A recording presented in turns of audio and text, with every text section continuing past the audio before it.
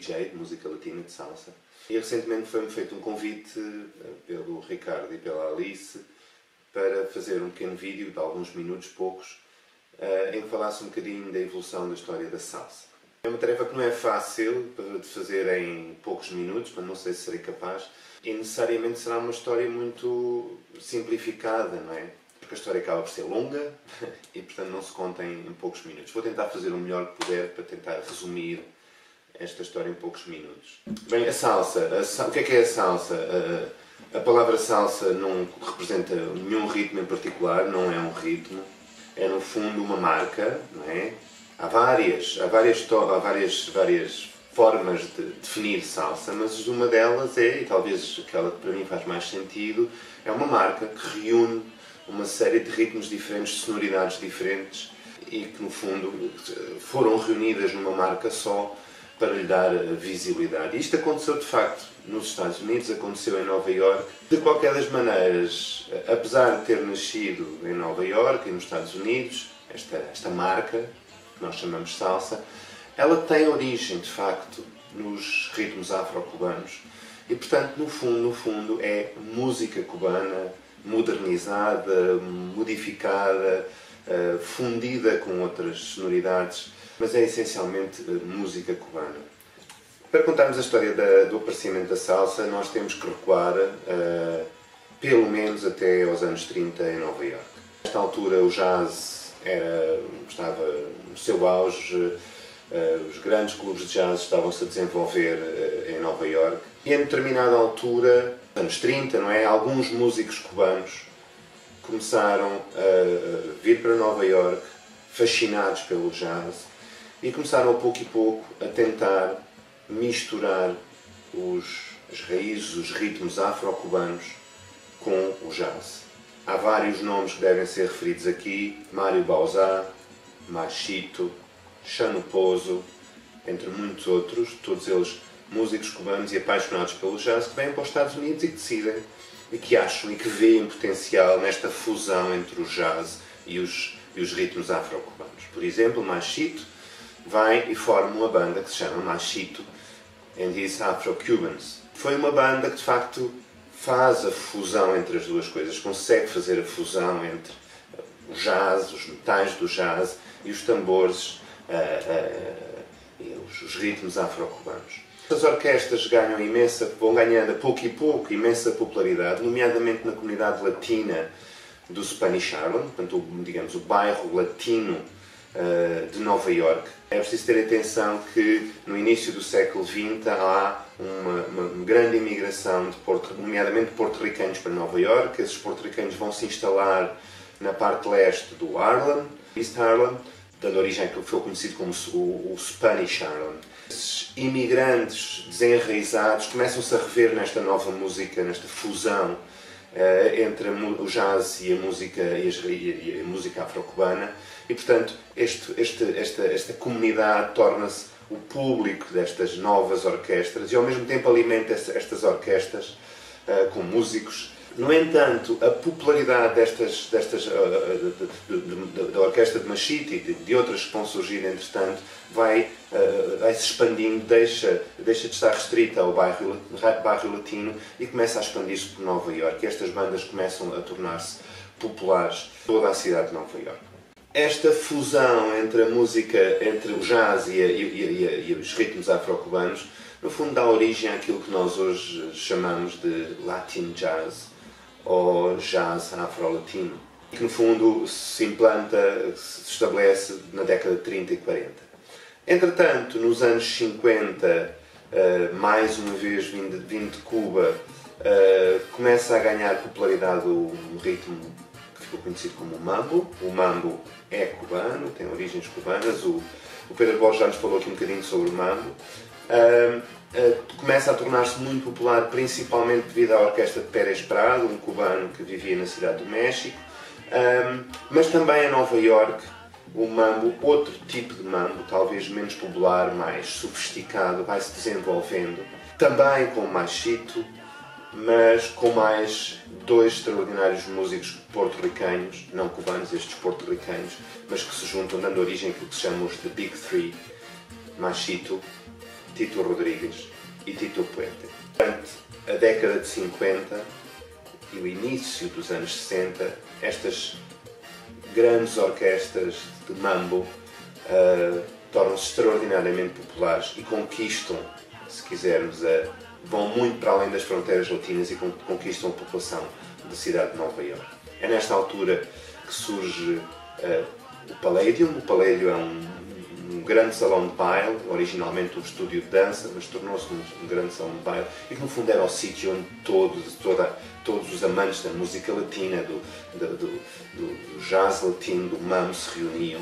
E era um sítio no fundo onde verdadeiramente começou a haver a mistura de culturas, começou a haver a verdadeira integração dos latinos que viviam em Nova Iorque. O Palladium, de facto, era o sítio da moda, o sítio onde se reuniam todos os amantes da música afro-latina, todos os dançarinos, era essencialmente o sítio para dançar, e as grandes bandas latinas, nomeadamente a banda de Machito, Tito Puente e Tito Rodrigues, tocavam permanentemente no Palladium. A música produzida por estas orquestras era muito alimentada por aquilo que vinha de Cuba. Em determinada altura, no final da década de 50, penso eu, na altura em que o mambo fraqueja um bocadinho, surge o cha-cha-cha, que no fundo vai alimentar, vai manter esta cultura. O cha-cha-cha, mais uma vez, vindo de Cuba, para como veem, temos sempre aqui música cubana. Contudo, em 1959 dá-se a Revolução Cubana e com a Revolução Cubana a ligação entre Cuba e os Estados Unidos enfraquece, o fluxo entre estes dois países diminui e, portanto, aquele manancial musical todo que Cuba fornecia a Nova Iorque, aos Estados Unidos, de alguma forma fecha-se. Ao mesmo tempo, a música cubana começa a estar associada, de alguma forma, a Castro e ao comunismo e, portanto, de alguma forma começa a ser mal vista. E, portanto, aqui começam a surgir, de facto, os primeiros problemas e é aqui que se dá o declínio do mambo, o declínio da música afro-latina e isto acaba por levar também ao fim da Palladium. A juntar a isto, houve também a questão da popularidade do rock and roll. O aparecimento dos Beatles, o aparecimento das bandas de rock and roll conquistam mais jovens, levam de facto a um declínio muito acentuado durante a década de 60, no início da década de 60, do mambo, da música latina, e leva ao fim da Palladium.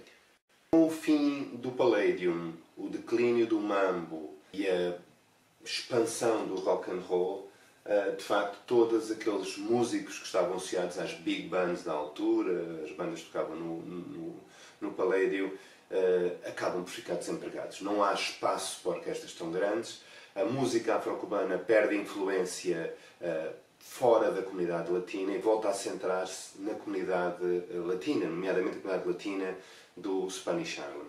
Nesta altura há muitos jovens latinos que se deixam conquistar pelo rock and roll e rapidamente eles começam a tentar misturar o rock and roll com os ritmos afro-cubanos. E daqui vai nascer aquilo que hoje conhecemos como o Boogaloo. O Boogaloo esse que foi popularizado por artistas como Johnny Colón, o próprio Mongo Santa Maria, Peter Rodrigues, Joe Bataan, etc.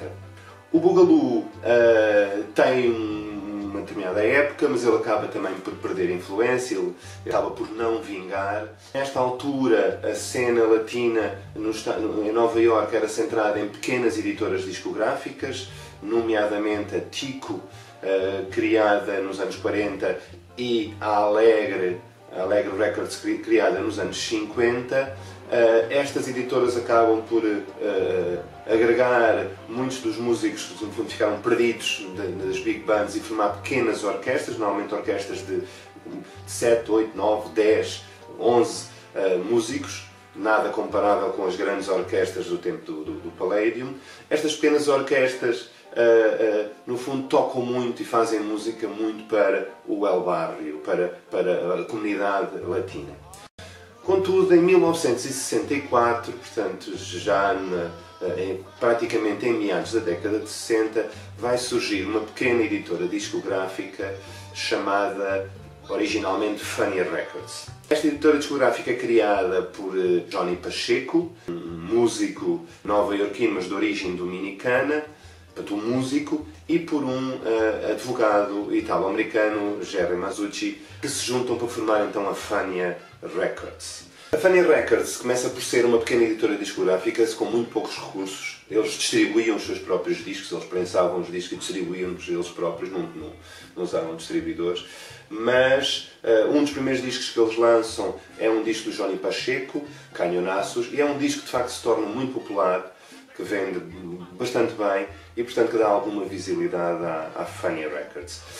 A Fania Records, entretanto, com a visão do Jerry Masucci, que era um homem de negócios e portanto, tinha muita visão para o negócio, começa a contratar jovens, nomeadamente jovens porto-ricanos de terceira geração já, e a misturar esses jovens com músicos experientes, nomeadamente músicos que vinham das big bands. E isto começa a criar aqui uma nova geração de orquestras. Entre esses músicos estão, um dos primeiros talvez, foi Larry Harlow, e um dos primeiros discos da Fania que teve um imenso sucesso foi este, o Heavy Smoking de Larry Harlow, que salvo erro é de 1965, não tenho a certeza. Outro dos jovens músicos que integra a Fania é o Willie Colon, trombonista, que entra para a Fania muito jovem, adolescente praticamente, e que se vai juntar a um outro jovem, mas com origens diferentes, não nova-iorquino, mas vindo diretamente de Porto Rico, um ribarito de Porto Rico, que é Héctor Lavoe. Um dos primeiros álbuns de Willie Colon e que marca de facto a Fania é este, El Malo, de Willie Colon. Este álbum tem um impacto significativo e vai de facto lançar Willie Colon e Héctor Lavoe como estrelas da Fania. Para além disso, a Fania começa de facto a integrar muitos outros artistas. Um outro disco muito importante da Fania, The Good, The Bad and The Ugly. Mais tarde, Rei Barreto, portanto, que integra também a Fania, Roberto Ruena, etc. E bastante mais tarde, um jovem panamenho apaixonado pela Fania, que é Rubén Blades. Em 1968, penso eu, Jerry Masucci e Johnny Pacheco vão fundar uma All-Star Band com as estrelas da Fania, um bocadinho à imagem do que já tinha feito a Tico e a Alegre, e vão fundar a Fania All-Stars. Este não é dos primeiros álbuns, é um álbum já muito posterior, mas a Fania All-Stars, uma grande orquestra, com praticamente a maior parte dos músicos da Fania tem um imenso sucesso. Há uma gravação ao vivo no Chita que se torna extraordinariamente popular e que lança definitivamente a Fania Records como uma grande editora discográfica da altura. A Fania e a sua Fania All-Stars começam agora a sair de Nova York, começam a sair do El Barrio, a sair de Nova York e começam de facto a conquistar outros públicos. E a Fania All-Stars faz turnês por toda a América Latina, para a África, para o Japão, na Europa, etc. E portanto aqui começa o fenómeno da globalização da música afro-cubana. A Fania Records faz uma outra coisa muito importante aqui, que é, dada a diversidade de ritmos, a guaracha, o guaguancó, o xa-xa-xa, o mamba, etc., há aqui uma decisão muito importante que é pegar nestes nomes e simplesmente apagá-los e juntá-los todos num novo nome. A palavra em si não era nova, mas de facto enquanto produto é nova e esse nome é salsa. E, portanto, é a Fania de facto que cria a salsa enquanto conceito, enquanto chapéu agregador da maior parte dos ritmos afro-cubanos.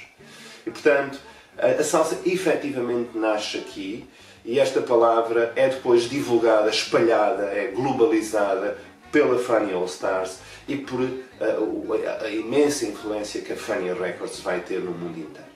A Fania Records, aquela pequena editora discográfica, a pouco e pouco de facto vai se tornando num gigantesco império, vendendo milhões de discos. O poder da Fania é imenso. Começa a criar novas editoras, que se juntam à Fania, compra as editoras que existiam antes. A Alegre é comprada ainda nos anos 60, a Tico é comprada nos anos 70, a Inca, etc. Portanto, a maior parte das editoras são compradas e a Fania torna-se monopolista. É a dona da salsa, é a dona da música latina. Este imenso poder que a Fania tem permite, no fundo, contratar os artistas que quiser. Por exemplo, Célia Cruz junta-se à equipa da Fania e, no fundo, é uma das cabeças de cartaz da Fania. Mais tarde vai-se juntar também um jovem panamanho, vai ter uma imensa influência na música, na salsa, na música latina, e um imenso impacto no sucesso da Fania. Esse jovem chama-se Rubén Blades. Ele sempre teve intenção, tinha uma aspiração de se juntar à Fania e acaba por conseguir. Talvez em 1977. Em 1978, Rubén Blades, juntamente com Willie Colon, vão ser responsáveis pelo álbum, pelo trabalho mais popular e mais vendido sempre da Fania. Trata-se deste disco, Siembra, de 1978, e que é, de longe, o disco de música latina que mais vendeu sempre. Vendeu milhões de exemplares em todo o mundo.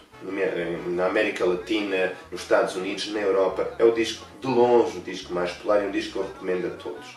O crescimento da Fania faz com que Gerry Mazzocchi fique milionário, o que não aconteceu com os outros artistas, com os artistas com que ele trabalhava, porque ele era muito... a partir de certa altura, no início dos anos 80, Gerry Mazzocchi já não suporta toda esta dimensão que a Fania atinge e acaba por vender a Fania. E vendeu de facto na altura certa, porque vendeu a Fania na altura em que se inicia o declínio deste movimento. A música feita neste período, digamos, de meados dos anos 60 até o início dos anos 80, é aquilo que nós hoje chamamos a salsa clássica ou a salsa dura, não é? E no fundo é uma música, são no fundo trabalhos, são produções centradas na orquestra em si, na música, nos instrumentos. Os vocalistas não eram a parte mais importante aqui, era de facto os arranjos, a orquestração, etc. No início dos anos 80, de facto, dá-se o declínio desta salsa clássica, dá-se o declínio da própria Fania por duas razões. Primeiro, pelo aparecimento do merengue. O merengue tem um impacto grande e, portanto, retira, se quisermos, popularidade à salsa, e pelo aparecimento do pop, da música pop.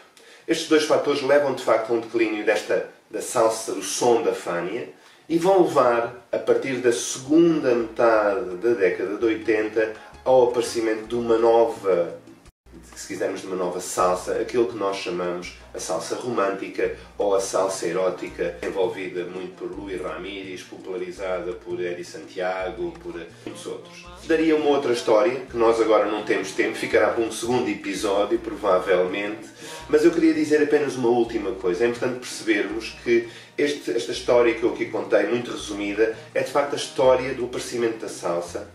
Mas não é a história da salsa, porque nós poderíamos contar a história deste tipo de música, e estamos a falar de música cubana, efetivamente, mas a história que se passou em Cuba, em Porto Rico, a influência que a Fania teve em toda a América Latina, de facto toda a América Latina, a Colômbia, a Venezuela, o Panamá, o Peru, etc., de alguma forma replicaram este fenómeno e deram-lhe dimensão.